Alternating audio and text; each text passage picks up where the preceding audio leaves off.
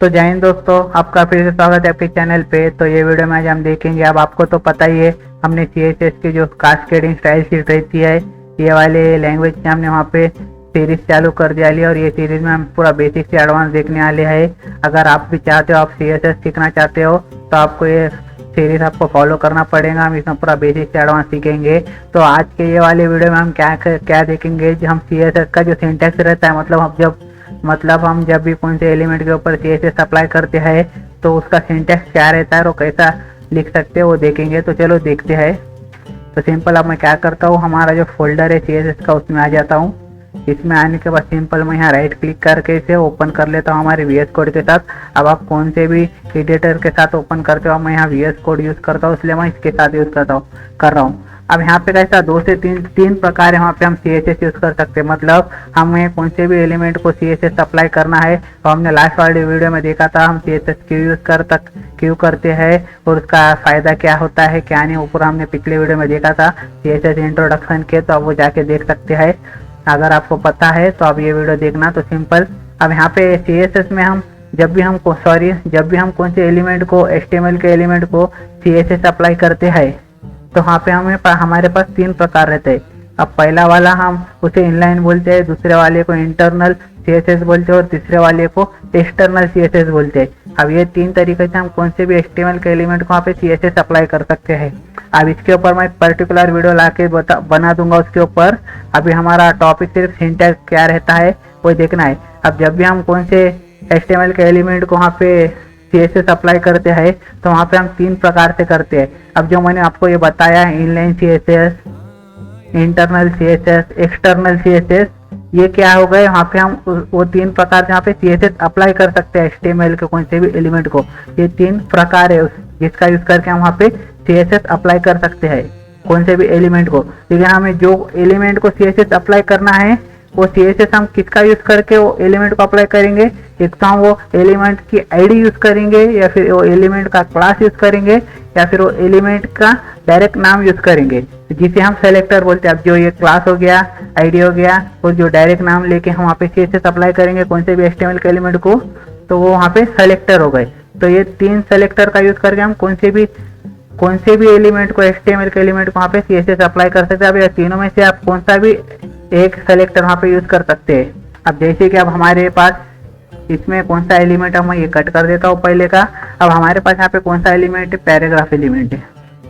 तो सिंपल अब मैं यहाँ पे आपको इंटरनल CSS का एग्जांपल बता रहा हूँ। तो अब मैं जब भी हम इंटरनल CSS यूज करते हैं तो हम ये हेड पोर्शन में लिखते हैं ये वाले।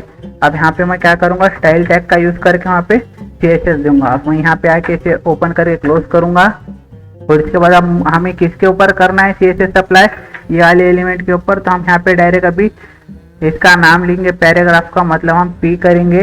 अब यहाँ पे सिंटैक्स क्या होता है देखो CSS का, जब भी CSS यूज कर रहे हैं कौन से भी एलिमेंट के लिए, एक तो आप इसका नाम लिख सकते हैं, या फिर उसकी ID लिख सकते हैं, या फिर उसका क्लास लिख सकते हैं।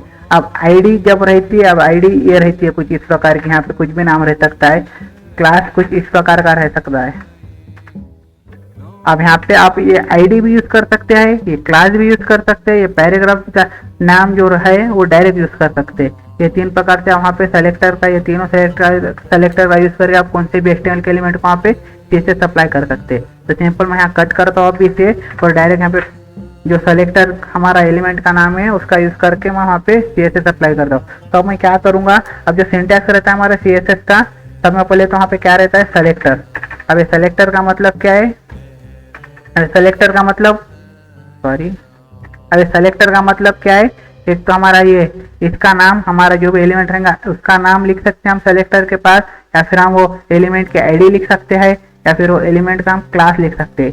तो ये हो गया, आप सेलेक्टर के बारे में आपको पता चल गया। उसके बाद हम यहाँ पे एक ओपनिंग ब्रैकेट और एक क्लोजिंग ब्रैकेट खोल देंगे, और उसके अंदर हम जो भी CSS देना चाहते हैं वो एलिमेंट को वहाँ पे वो दे सकते हैं। वहाँ पे बहुत सारे प्रॉपर्टी है CSS पे हम जिसका यूज कर सकते हैं और कौन सी भी एलिमेंट पे अप्लाई कर सकते हैं। जैसे कि मैं आपको एग्जांपल दिखा रहा हूँ।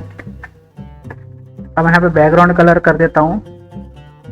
अब यहाँ थोड़ा गलत हो रहा है, हमें ये स्टाइल टैग के अंदर लिखना है, हम बाहर लिख डाल रहे। तो सिंपल मैं यहाँ पे ये करता हूँ।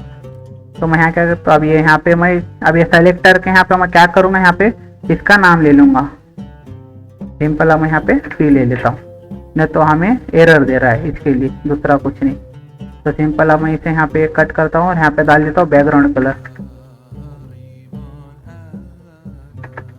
अब यहाँ पे देख सकते, अब जैसे मैं बैकग्राउंड कलर डाला और रेड डाला, अब यहाँ पे क्या है, अब ये जो हमारा अब CSS का सिंटैक्स देखिए, अब इंटरनल CSS यूज करो, इनलाइन CSS यूज करो, या फिर आप एक्सटर्नल CSS यूज करो, सिंटैक्स सेम ही रहने वाला है, सिर्फ थोड़ा जो टैग एट्रीब्यूट हो रहेंगे वो थोड़ा वहाँ पे डिफरेंट रहेगा, दूसरा कुछ भी नहीं। अब हम इंटरनल CSS में देख रहे, तो सिंपल हमें क्या करना है, सेलेक्टर लेना। अब सेलेक्टर कौन सा, हमारा आईडी भी हो सकता है, क्लास भी हो सकता है, या फिर वो एलिमेंट का डायरेक्ट नाम हो सकता है। अब जैसे कि हमने यहाँ पे एलिमेंट का डायरेक्ट नाम ले लिया, यहाँ पे आप देख सकते हैं। तो सब में पहले तो आपको सेलेक्टर लिख लेना है आपका जो भी है, उसके बाद आपको ये ब्रैकेट ओपन करना है, बाद में क्लोज करना है, और उसके अंदर आपको जो भी प्रॉपर्टी देना है वहाँ पे आप देख सकते हैं। अब इसके अंदर आपको यहाँ पे क्या करना है, सब में पहले प्रॉपर्टी का नाम देना है। अब यहाँ पे प्रॉपर्टी के नाम आप बहुत सारे, जैसे कि अब हम आगे आगे देखते जाएंगे, लेकिन आपको थोड़े बता दे रहा हूँ। जैसे कि बैकग्राउंड कलर होगा, उसके बाद कलर हो गया, उसके बाद विड्थ हो गया, हाइट होगा, फॉन्ट साइज हो गया, इस प्रकार वहाँ पे बहुत सारे प्रॉपर्टी CSS के अंदर हम हल्लो हल्लो आगे आगे देखेंगे। तो सिंपल ये हमारा सेलेक्टर आ गया, उसके बाद हमने ये ब्रैकेट ओपन करके क्लोज करो, और इसके अंदर हम क्या कर रहे, प्रॉपर्टी का नाम लिख रहे। ये यहाँ से यहाँ तक ये हमारी प्रॉपर्टी का नेम हो गया। अब उसके बाद हमें कोलन लगाना है, और कोलन लगाने के बाद वो प्रॉपर्टी की वैल्यू हमें देना है। तो इससे क्या होगा, ये वाला जो सेलेक्टर है, अब ये सेलेक्टर हम कौन सा है, डायरेक्ट एलिमेंट का नाम है, तो ये वाला एलिमेंट हमारे पास का है, ये पैराग्राफ इधर है हमारे वेब पेज के अंदर। तो यहाँ पे क्या होगा, अब ये एलिमेंट में जो भी कंटेंट या फिर जो भी डेटा रहेगा उसके ऊपर ये इसके अंदर जो भी CSS रहेंगे वो अप्लाई हो जाएंगे। यहाँ पे क्या है, बैकग्राउंड कलर रेड है, तो बैकग्राउंड कलर, ये जो बैकग्राउंड कलर हो गया, ये प्रॉपर्टी हो गया, प्रॉपर्टी की वैल्यू क्या है, रेड। तो जो ये रेड कलर रहेगा वो बैकग्राउंड में लग जाएंगे, किसके, ये वाले सेलेक्टर के। अब सेलेक्टर कौन सा, हमारा डायरेक्ट एलिमेंट का नाम है। अब यहाँ पे आईडी भी रह सकता है, क्लास भी रह सकता है, या फिर डायरेक्ट वहाँ नाम भी रह सकता है। तो सिंपल यही सिंटैक्स का, कुछ नहीं, आपको कुछ इस प्रकार ही लिखना है। सेलेक्टर लिखना है, ओपन क्लोज करना है, उसके अंदर आपको जो भी प्रॉपर्टी रहेंगी प्रॉपर्टी लिखना है, उसके बाद आपको यहाँ पे फिर कोलन देना है, फिर वहाँ प्रॉपर्टी की वैल्यू डाल देना है, फिर वहाँ पे वो सेमी कोलन देके क्लोज करके सेव करके रन करना। आप देख सकते हैं मैं यहाँ पे रन कर रहा हूँ, अब यहाँ पे देख लेना, आप देख सकते हैं बैकग्राउंड कलर आ चुका है वो पैराग्राफ को। अभी मैंने यहाँ पे क्या लिया, डायरेक्ट उसका नाम लिया, मैं इसे कट करता हूँ, इसे सेव करता हूँ, तो यहाँ एरर दिखा रहा है। अब मैं क्या करता हूँ, इसके अंदर एक क्लास क्रिएट करता हूँ। हमने क्लास ये सब हमारे जो हमारा HTML का कोर्स था उसके अंदर देखे, अगर आपको पता नहीं है क्लास आईडी क्या रहता है और कैसे क्रिएट करता है, वहाँ पे जाके देख सकते हो। तो सिंपल मैं यहाँ पे क्लास क्रिएट करता हूँ। क्लास क्रिएट करने के लिए कुछ नहीं, आपको एलिमेंट का जो ओपनिंग ब्रैकेट रहता है वहाँ जाना है, क्लास लिखना है, इक्वल टू डबल कोटेशन में आपका क्लास का नाम लिखना है, बस दूसरा कुछ नहीं। मैं XYZ लिख ले रहा हूँ। फिर हमें क्या करना है, अब हमें ये एलिमेंट को CSS अप्लाई करना है, किसकी मदद से, क्लास की मदद से। तो हम क्या करेंगे, सिंपल ये क्लास का नाम है, इसे कॉपी करेंगे, सॉरी, तो इसे कॉपी करने के बाद जो हमारा सेलेक्टर हम लिखते थे, वहाँ आने के बाद वहाँ डॉट लेंगे। अब जब भी हम डॉट क्लास का यूज करते हैं तो वहाँ हमें डॉट लगाना पड़ता है CSS के अंदर, तो सिंपल मैं यहाँ पेस्ट कर देता हूँ। तो आप देख सकते हैं यहाँ पे, तो ये क्लास कहाँ पे है, ये वाला सेलेक्टर, ये क्लास सेलेक्टर है, ये कहाँ पे है, कौन से एलिमेंट के अंदर है, ये पैराग्राफ एलिमेंट के अंदर है। तो इसके अंदर कौन सी CSS है, ये वाली क्लास के अंदर कौन सी CSS है, ये वाली CSS। तो ये किससे अप्लाई होंगी, इस यहाँ एलिमेंट को अप्लाई होंगे। अब मैं यहाँ पे क्या करता हूँ, अब यहाँ से रन करके दिखा देता हूँ, आप देख सकते हैं। तो सिंपल अब हम क्या करेंगे, दूसरा एलिमेंट लेंगे। अब मैं यहाँ पे क्या करता हूँ, डिव ले लेता हूँ, डिव के अंदर मैं यहाँ पे डाल देता हूँ याद हो, और यहाँ सेव कर देता हूँ। अब मैं इसे रन करता हूँ। अब हमने इसे कुछ CSS दिया ही नहीं, तो ये ऐसा दिख रहा है।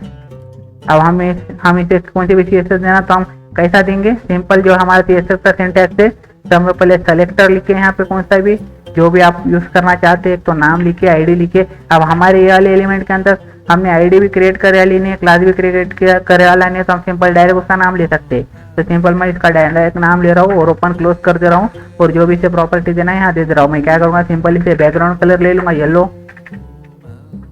अब जो सिंटैक्स है वो देखो, सिंपल सेलेक्टर ले लिए, ओपन क्लोज कर दिए, बैकग्राउंड कलर ये हमारी प्रॉपर्टी हो गई, उसके बाद सेमीकोलन है, उसके बाद कलर है। अगर आप यहाँ पे कलर भी चेंज करना चाहते हैं उसका, तो सिंपल कलर बोल के एक प्रॉपर्टी है, उसके बाद आपके जो भी कलर रहेगा उसकी वैल्यू वहाँ पे आपको दे देना है, बस जैसे कि मैंने ब्लैक दे दिया। अब यहाँ पे फॉन्ट साइज बोल के एक प्रॉपर्टी है, अब ऐसे बहुत सारे प्रॉपर्टी है CSS में, आपको हल्लू हल्लू पता चलेगा, आपको बता रहा हूँ, सिर्फ आपको सिंटैक्स समझना। इसके लिए मैं आपको यहाँ इतना लिख रहा हूँ, आप सिंपल फॉन्ट साइज यहाँ पे। अब फॉन्ट साइज हम पिक्सल में, आप परसेंटेज में ले सकते हैं।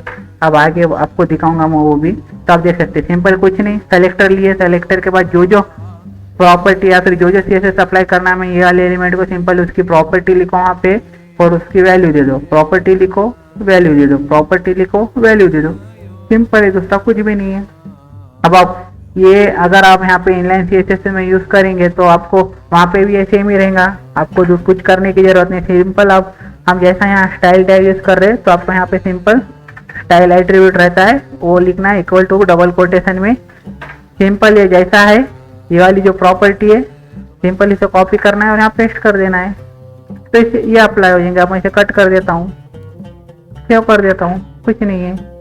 थोड़ा डिफरेंस है, दूसरा कुछ नहीं। आप देख सकते हैं बैकग्राउंड कलर वो आ चुका है, थोड़ा सा डिफरेंस है, कुछ नहीं। वहाँ स्टाइल टैग के अंदर यूज कर रहे थे इंटरनल CSS, अब हम यहाँ पे स्टाइल एट्रीब्यूट के अंदर यूज कर रहे हैं।